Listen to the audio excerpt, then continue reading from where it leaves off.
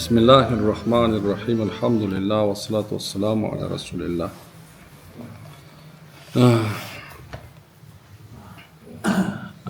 Abu Zar Jundub bin Cunada'nın mындай degeni айтылыптыр. Bir жолу мен пайгамбар саллаллаху алейхи сурадым. Дейиз өзү сахабалар эң чоң адат ушул болгон, эч качан өз алдынча шарият айткан эмес. Өз алдынча билип турса дагы, ошону дагы бир жолу пайгамбар саллаллаху алейхи тастыктырган. Адам кээ бирде мантыгың менен бир нерсени түшүнүп коесуң, момундай деле болсо болот да. Карасаң мындай карасаң, усулуна салып көрсөң, биягыда да окшош, биягына да окшош, күнөө эмес да. Мына ошондой мезгилде анан сиз менен бизге бир ой келет экен, мына өзүм деле билем. Айтып койсом эмне болмок эле. Туурабы? Бирок сахабалар болсо андай кылган эмес экен. Сахабалар пайгамбардын жанына келип сурашкан экен. Ал сурат экен. Алла нетсе кайсы амал бейишке алып барууга эң татыктуу кылат?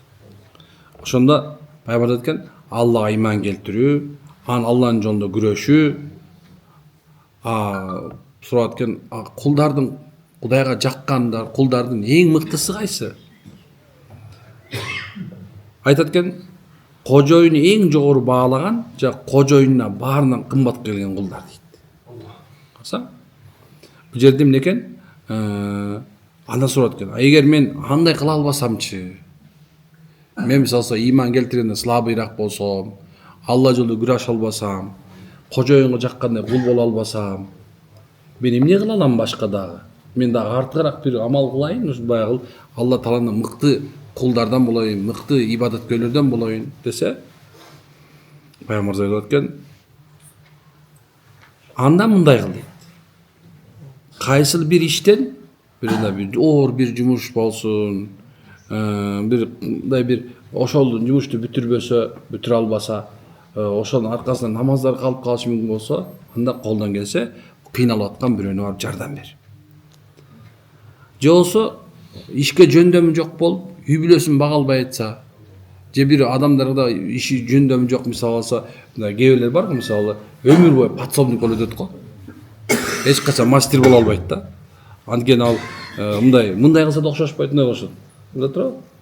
Же болсо субханалла мындай бир карасаң, коляскада отуруп калган, эч нерсе кыла албайт. Мына ошондой адам ордуна барып, ошондой иш кылган.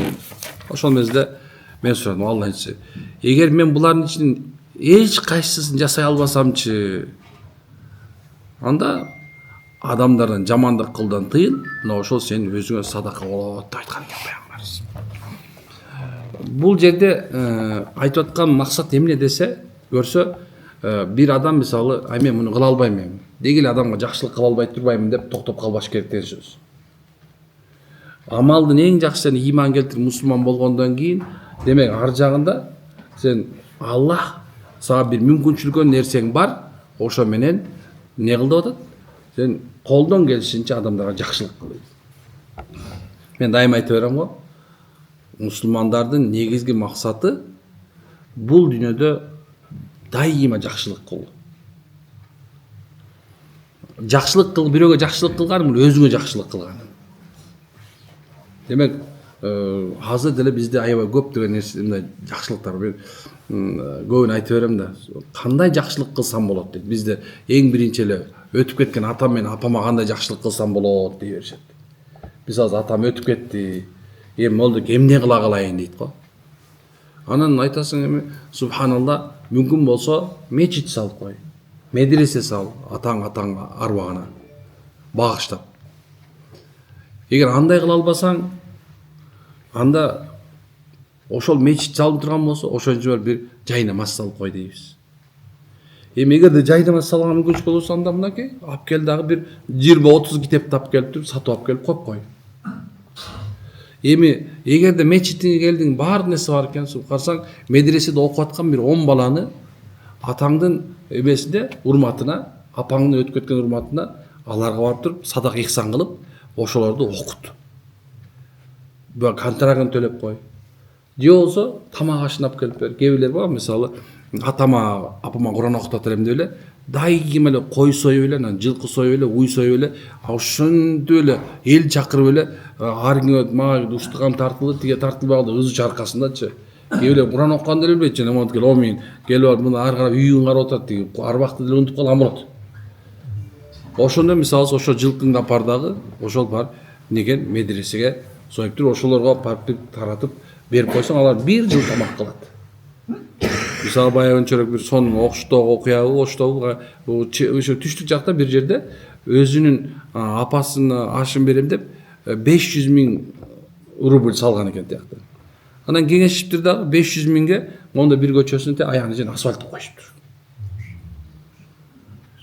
Мына көрсө ушундай мына жакшылык өткөндөргө мисалы өтүп кеткенге жакшылык кылам десең.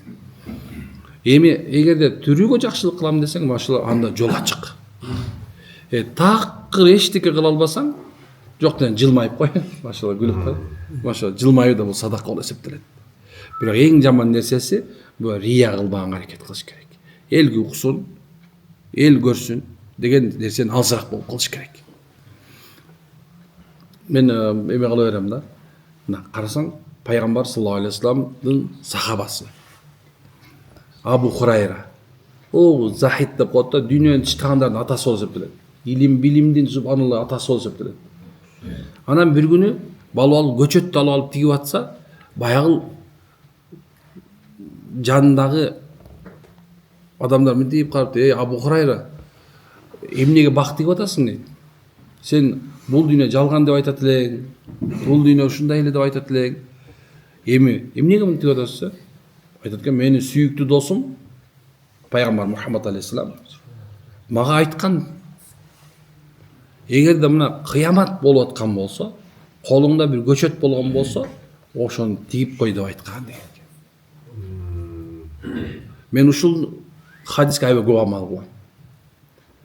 Ошол себептен мусулман жакшылык кылууда эч качан башкамда айтканда мен кыла албайм дебеш керек. Баардыгы кыла алат. Ар бир адам кыла алат. Түшүнөсүзбү? Керек болсо кетип баратасың, бирөө тиги жерге мечит деген жер таппай атат. Мечиттер о, айылдын ичинде. Бардагы бир табличка сайып туруп мынтип коюп кой. Мечит деп жазып кой. Колуңан келет да тура, бир темирди барып этип, мындай мечит деп жазып койгонго турабы? Мисалга деп атам. Же болбосо карасаң айылыңда бир нече бала башы бирикпей эле бир көчөдө жүрүшөт. Мисалы тренер болсуң, өзүң спорт менен машыккан адамсың. 4-5 башын бириктирип алып, эми ар жан опуг кылып ийет главный. Бирок эмнеке? Чогултуп алып, машалла, ошолорду кадимгидей машыктырып, жашоосуна бир стимул берип кой. Сен машыктыруучусуң да. Же болсо мисалы алсак, колуңан көөр төгүлүп устасың. Балдарга кел балдар деп. Акырына бирден конфет берип отурсаңдачы, бир баланы мисалы станок иштеген үйрөтүп койсоң турабы, жашоого максат берип коесуң. Айтайын деп көрөм, жакшылык деп эсептей берсем азыр чыга берет. Тиянан чыгат, биянан чыгат. Демек эмнекен? Алла Таала субханын алдында кичинекей иш дагы чоң болуп эсептелет. Мындай көзгө көрүнбөгөн иш кылып атасың. Айылдыкпыз да мисалы көбүнчөсү эле Бишкекке баргандын бардын ким эле городской дейсиң. Баары эле ар жактан бер жактан чогулуп келип алып, ошол жактан жер басып алып, ар жакка уланып кетпеди болбосочу. Баарыбыз айылдыкпыз да. Карасаң баардык жерде арык турат. Ошо арыктын ичине күз келди. Чөп тыгылып калды. Толтура бактардан жалбырактар тыгылып калды. Эми ошону алып кой. Сен туура аны тазалаш керек. Бирок сен тазалыкка жеткизбей эле тазалап кое бер. Бу да жакшылык. Мага ошо тазалык туурасында баягы кышында сонун бир эме кылышты. Ошо тазалыкта иштеп аткандарга үшүп таңкы саат 4-тө туруп шыпырып аткандарга момундай ысык чайдан куюп берип атышпай калдарбы? Мен көрүп алып жүрөгүм жылып атты да, дедим, ушундай жүрөгүм жылыды. Эмне үчүн дегенде, биздин балдар ушундай алар ылдый төмөн санап кылган жок. Алардын эмгегин баалап, үшүп аткандыгын карап, ушундай кылышты. Туурабы? Андан да ар жак билесиңерби? Баягы каттуу суук болгон мезгилде багим мындай кетип бараткан болсо, машина менен кетип бараткан болсо, тозгонго токтоп өздөрү алып кетип байкадарбы?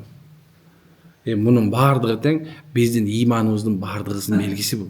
Кичинекей эле нерсе, бирок бизде ыйман бар экендигин, бул жүрөгүбүздө дагы да болсо ушундай ислам деп согуп турган белгиси. Мына ушундай. Мына могу жерде могу мечитти куруп атканыбызга, аркы куруп атканда канчанчы эле эсиңерде барбы айлыктар? Ошол унутуп калдым мен. Ошол мезгилде мындай ар өтүп барат, бир киши коюп, бери өтөт, бир киши коюп, анан лайт өгүп атканда бияктан чуркап келип, балдар чуркап келип, минтип атып, монтуп куруп калган. Мисалы, анан айта берем да, бул менин мечитимди ойлобогула, Эрмек мечиткен деп. Бул баарыңардын мечитиңер деп айтам да. Эмне үчүн ар биринин колунун мындай кол кабыш кылган, колу тийген жери бар. Мына ошондой. Бул ошо кол тийгендер, мен мындай кээ бирде ойлоно берем да. Жакшылыкка кол узаткан адам эч качан жакшылыктан кур калбайт. Жаманчылыкка кол узаткан адам ошонун наказаниясын көрмөйүн өлбөйт да. Ушундай. Кыргыздар көрбөйт деп ушак кылба.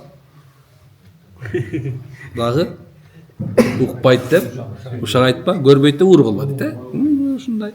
Демек субханалла, баарын угуп турат бирөө, баарын көрүп турат бирөө. Амин. Субханака ва хамдалиллахи ва анта астагфирука ва атубу илейк. Алла баардыгы жакшылык кылышка тоофик берген. Амин. Машалла.